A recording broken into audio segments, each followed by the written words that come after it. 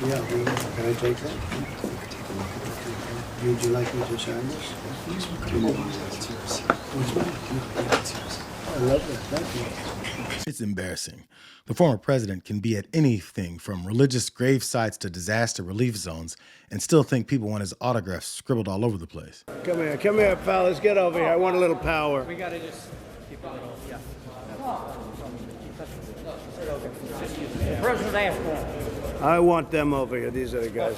Here, sell this tonight on eBay. You'll get 10,000. If you will, just try to keep your distance. Okay. You know, just put your mask on for me, guys. Who's going to get this one? Sell it tonight on eBay, 10,000. So we're okay? Everything? Sure. My people are good? Give me a piece of paper. Give me a... Sure. You have a tag? Yeah. Sure. Give me a piece of paper. You'll get it back, yeah.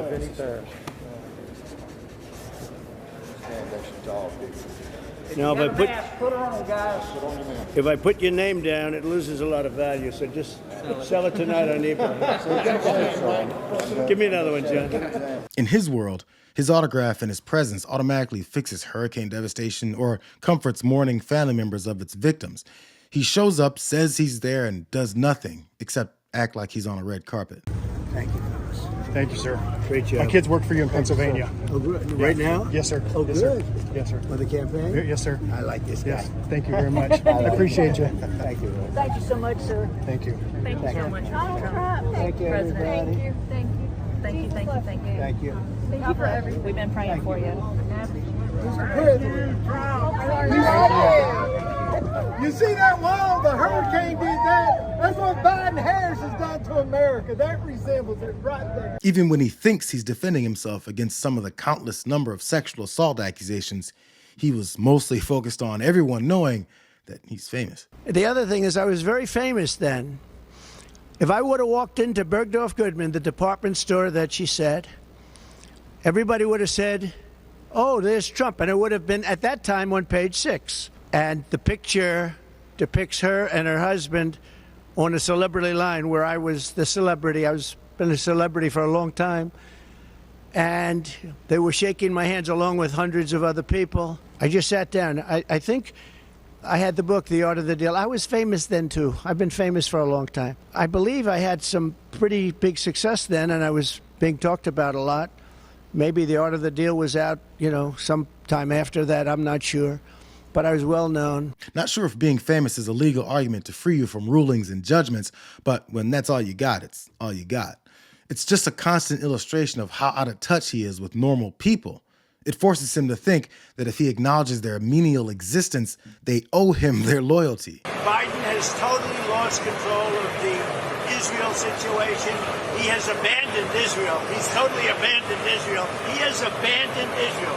And any Jewish person that votes for a Democrat or votes for Biden should have their head examined. I think Israel has to do one thing. They have to get smart about Trump because they don't back me. I did more for Israel than anybody. I did more for the Jewish people than anybody.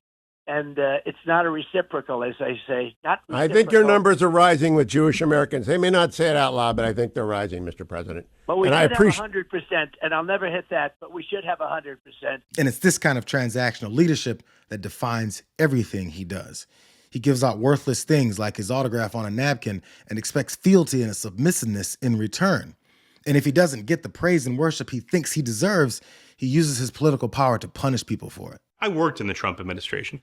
Never in a million years did I ever think that I'd be working in the White House with a president that didn't care about the American people. He would suggest not giving disaster relief to states that hadn't voted for him. I remember one time after a wildfire in California, he wouldn't send relief because it was a Democratic state. So we went as far as looking up how many votes he got in those impacted areas to show him these are people who voted for you. This isn't normal. The job of the president is to protect Americans, regardless of politics. If Trump's elected again, there'll be no one to stop his worst instincts. You'll have yes men help him implement Project 2025's agenda. Unchecked power, no guardrails. They will be serving one man.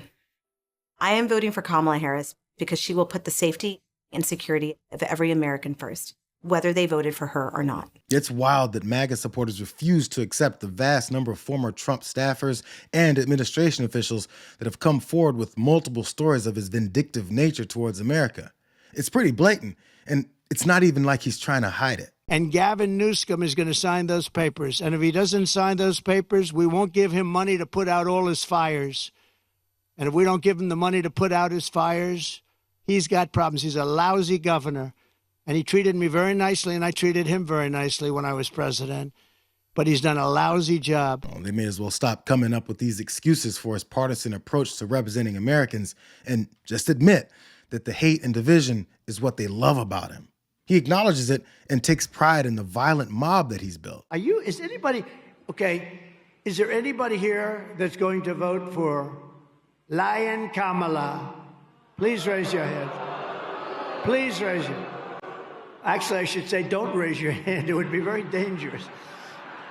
We don't want to see anybody get hurt. Please don't raise your hand. It's actually a sign of weakness. And when it comes from a guy that held as much power as the president does, it can quickly turn dangerous. Instead of working to represent the needs and concerns of as many Americans as possible, the only way he sees unity is in people being beaten into submission.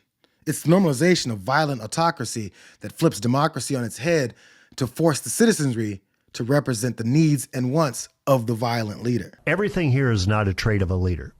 The former basketball coach in me, I used to tell my basketball kids all the time, your character will be most revealed under pressure.